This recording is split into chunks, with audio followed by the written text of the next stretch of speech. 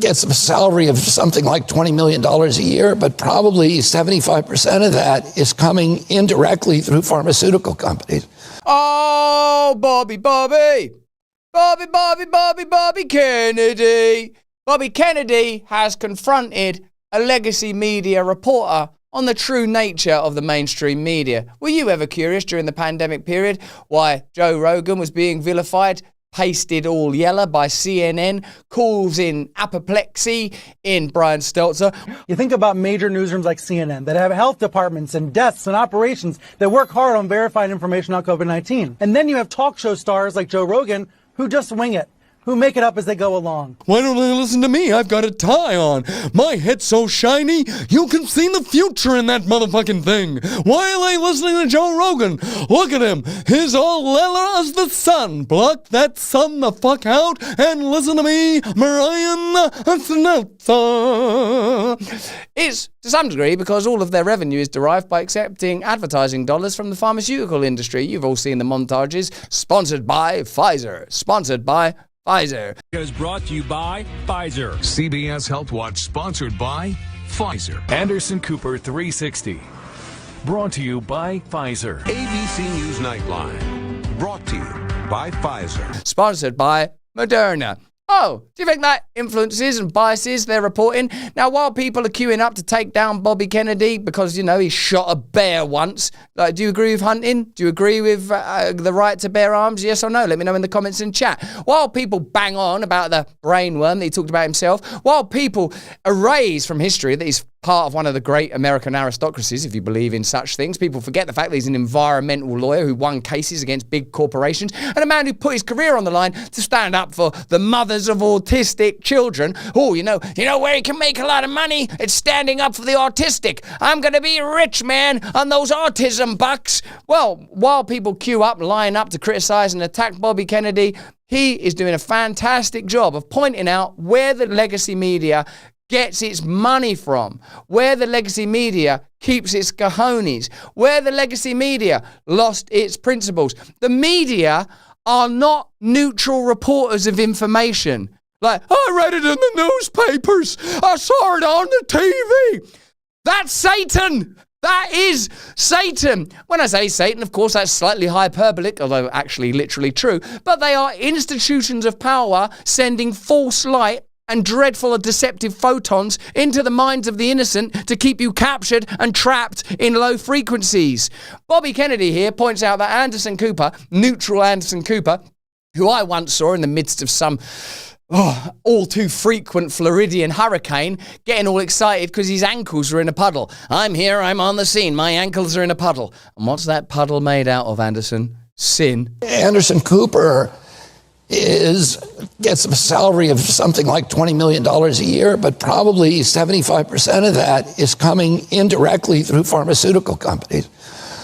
So that's who his boss is, and that's why he's reporting to, and that's why during COVID you saw, all of these news channels completely on board, shaming people who didn't go along with the government orthodoxies and drumming up fear about COVID, printing the deaths on the chyrons every day and the number of cases, et cetera.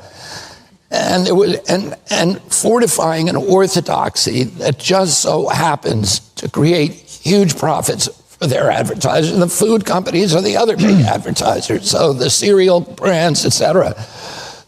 So they have tremendous power over the media, and that's one of the reasons I think that I get such blowback. That might be a contributory factor. If some of you would have seen our earlier conversation about John Oliver, a comedian that I happen to admire, who similarly has taken RFK to task. RFK needs to go. Primarily because he's demanding clinical trials into vaccines to establish whether or not there are links between vaccines and autism, an inquiry into the behavior of pharmaceutical giants during the pandemic era. Why were the military primarily in charge of the COVID rollout response? There are so many unanswered questions, but if you read Bobby Kennedy's book, The Real Anthony Fauci, many of those questions are answered. And one of the reasons I feel heartened by aspects of this new era and this new government is someone like Bobby Kennedy is in a position of power now, and it's not just limited to him. There's Dr. Oz, who I know to be a man of great integrity. There's Jay Bhattacharya, who's head of the NIH now, who was smeared and attacked during the pandemic period, and Marty Makary too, new head of the FDA. This could be a new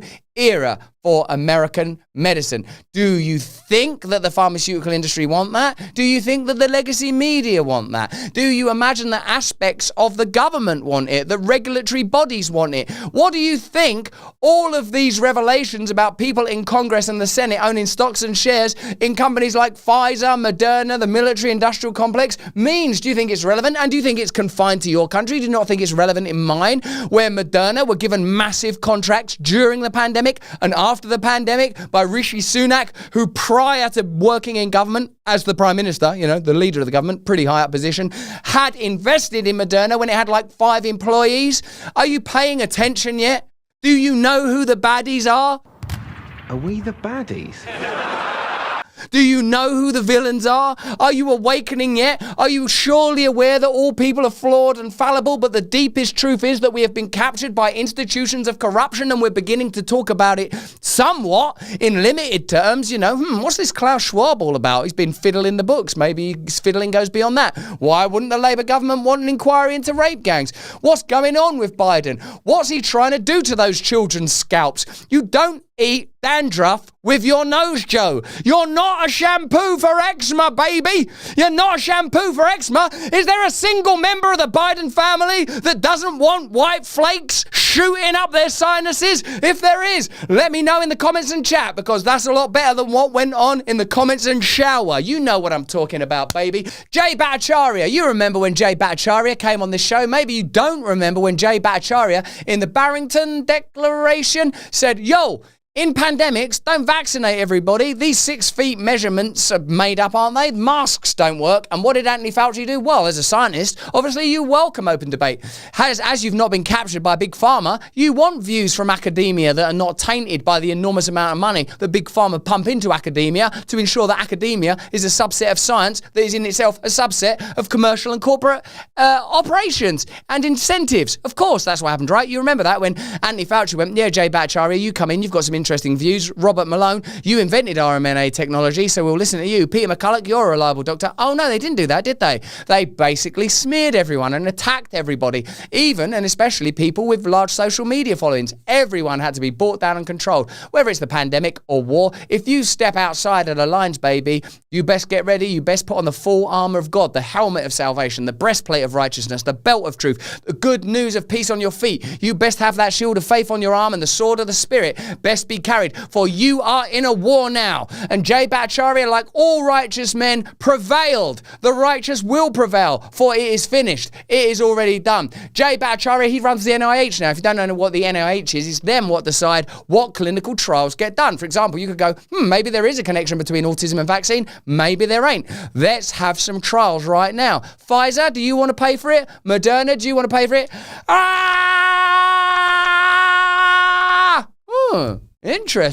Interesting, because surely you'd be pretty keen to get exculpated and exonerated, right? Pretty curious. Well, Jay Bhattacharya says among his first priorities will be to have an open discourse. True science, the geniuses that helped us understand the world that God made. Galileo. That's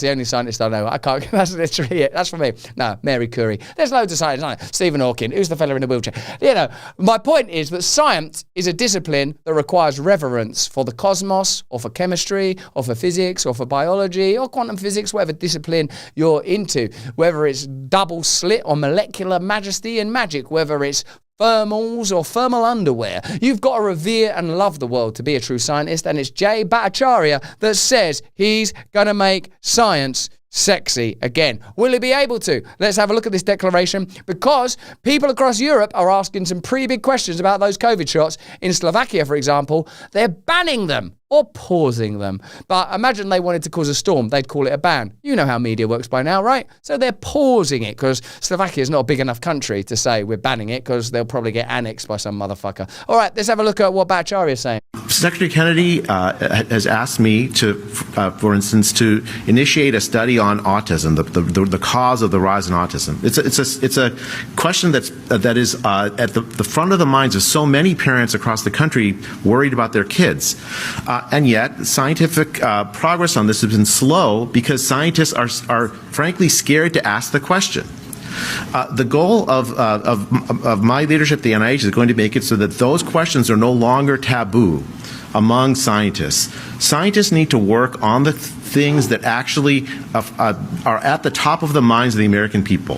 The mission of the NIH is to do research that extends the life expectancy and improves the health of the American people. And that's exactly what we're going to do. Since 2012, the United States has seen no increase in life expectancy. None. And it collapsed during the pandemic, and only recently has it started to come back up to 2019 levels. That is a situation that is a catastrophic failure of the American public health system, and it frankly is also a failure of American scientists to address the key drivers of this enormous chronic disease crisis we're facing. And I'm really grateful to Secretary Kennedy for his leadership, and I'm grateful to President Trump for his leadership in giving us the opportunity to turn the ingenuity of American scientists to the questions of how to improve American health and to make America healthy again. Thank you. 31,000 live viewers. I want to talk to all of you right now. Let me know in the comments and chat what you think about that from Jay Bhattacharya as he inaugurs a new era of open science. Can you see the connections? Can you see the connections? Can you see what happens when you take on media in plain sight? When you confront them, when you let them know that you are onto them, that their function is to serve those ever-feasting and incessant ringmasters in the world of Big Pharma, in the military-industrial complex. If you're watching us on Rumble for the first time, remember to subscribe. If you don't have Rumble Premium yet, get Rumble Premium now to get additional content from us every day. Hey, thanks for watching. If you want to see more uncensored content where free speech can flourish, join our live stream. Click the link right here to watch the next video if you want to, or become a member of a growing movement. Download the Rumble app and you'll be informed every time we make a new piece of content. Stay free.